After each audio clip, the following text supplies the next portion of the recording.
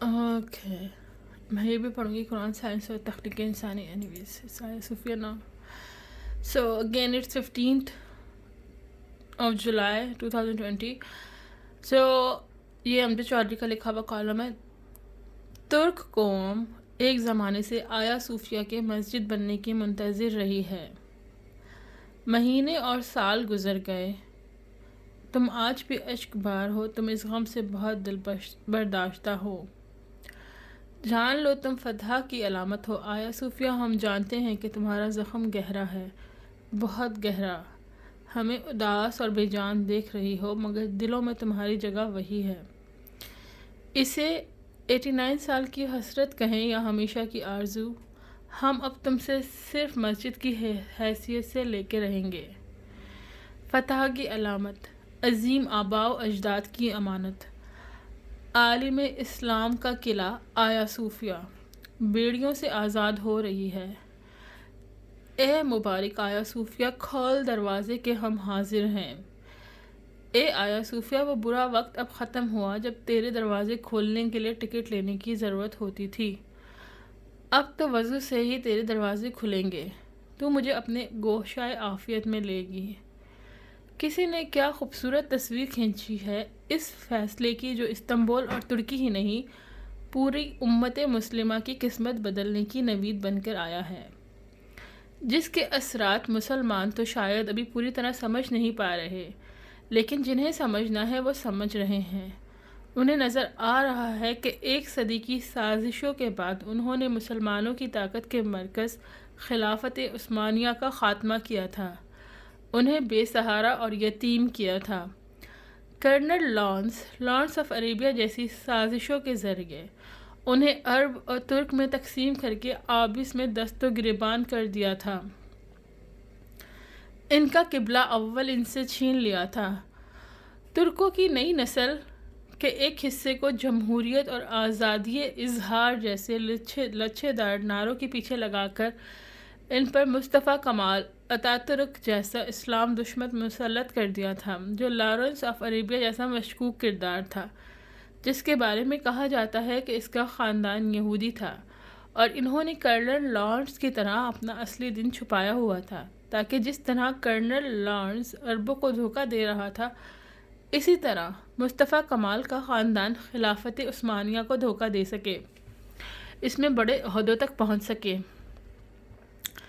لیکن 1 صدی کی سازشیں دوسری صدی کے اندر ہی اپنے انجام کو پہنچتی نظر آ رہی ہیں.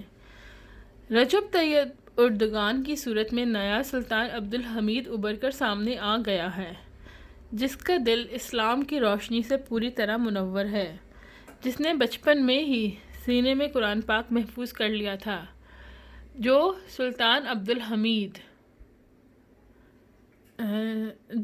عبدالحمید کی طرح دشمنوں کی چالیں سمجھتا ہے اور انہیں انہی پر الٹا دیتا ہے، جو درست فیصلے کے لیے درست وقت کا انتظار کرتا ہے، جو مومن والی جرأت ہی نہیں رکھتا بلکہ فراست بھی رکھتا ہے، جو ارطغرل غازی اور ان کے بیٹے سلطان عثمان کے لگائے ہوئے اس درخت اناتولیہ کو، جو نبی آخر زماں محمد مصطفیٰ کی فتح قسطنطنیہ استنبول کی بشارت پوری کرنے والے سلطان محمد فاتح کے شہر کو اسی راستے پر لے جانا چاہتا ہے، جو ان کا اصل راستہ تھا، جو ایمان کا راستہ تھا، اسلام کا راستہ تھا، جہاد کا راستہ تھا، مظلوم مسلمانوں کی پکار پر لبیک کہنے کا راستہ تھا. اسی لیے تو صدر طیب اردگان نے کہا ہے کہ آیا صوفیہ کو مسجد بنانے کا فیصلہ قبلہ اول مسجد اقصیٰ کی آزادی کی طرف پہلا قدم ہے. یہ فیصلہ مسلمانوں کی کھوئی ہوئی عظمت کو بحال کرے گا اور ایک شاندار مستقبل کی نوید بنے گا. جب طیب اردگان مسجد اقصیٰ کا نام لیتے ہیں تو کس دارالحکومت کو جھٹکا لگتا ہوگا، یہ سب جانتے ہیں، کیونکہ جاننے والے یہ بھی جانتے ہیں کہ طیب اردگان جس منزل کا تعین کر لیتے ہیں، پھر اسے پانے کے لیے راستے میں آنے والی ہر رکاوٹ وہ ہٹانا جانتے ہیں. سفارتکاری ہو یا عسکری طاقت کا استعمال، انہیں پتہ ہے کہ کب کون سا پتہ استعمال کرنا ہے.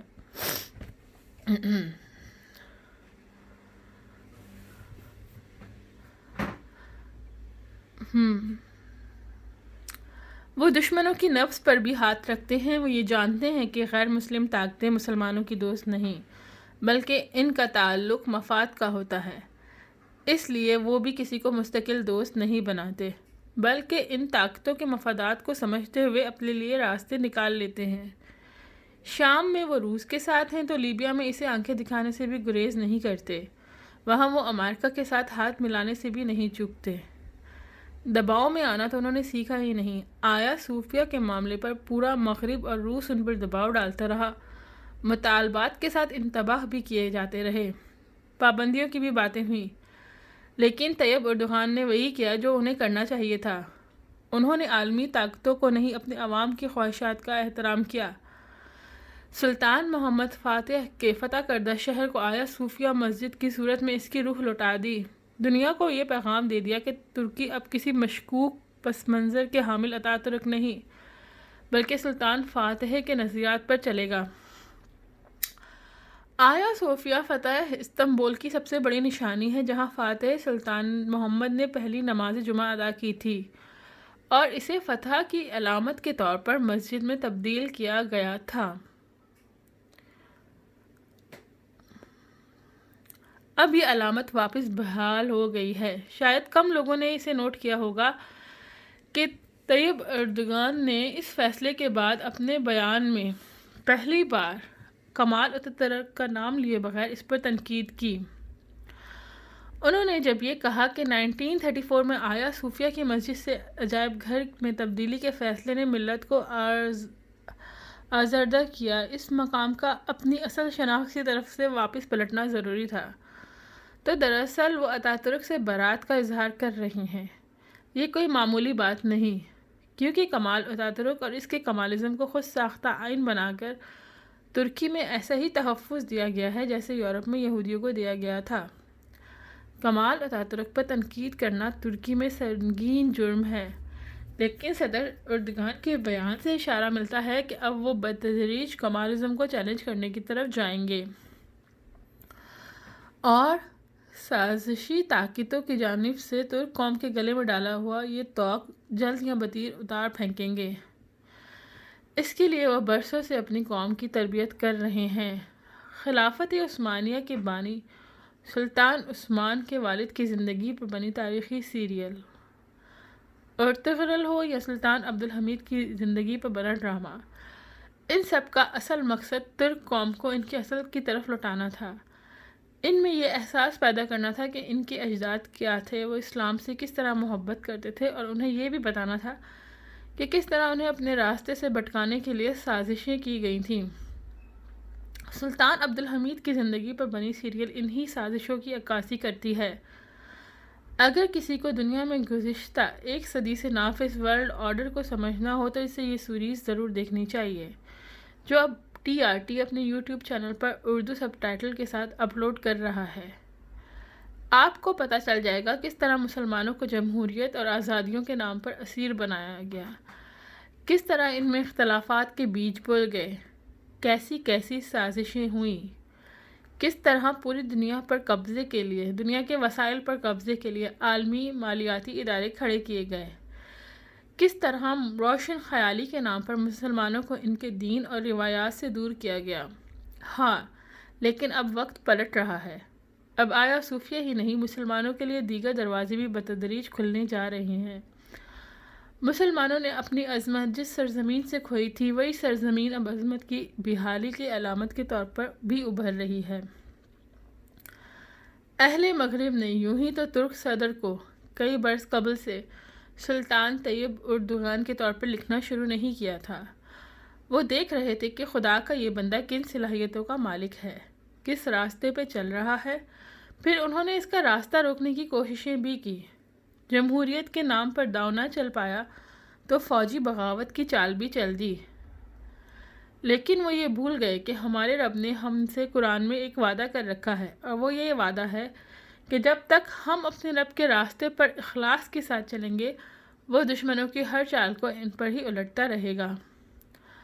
فوجی بغاوت کی چال بھی رب العالمین نے ان پر ایسی الٹی ہے کہ اب وہ خود یہ تسلیم کرتے ہیں کہ طیب اردوغان کو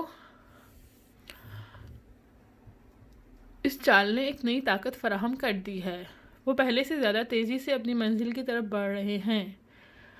اس چال نے انہیں یہ موقع فراہم کر دیا ہے کہ وہ عدلیہ اور میڈیا میں بیٹھے کمالزم کے پیروکاروں کے اور راستے کی دوسری رکاوٹوں کو تیزی سے صاف کر سکیں۔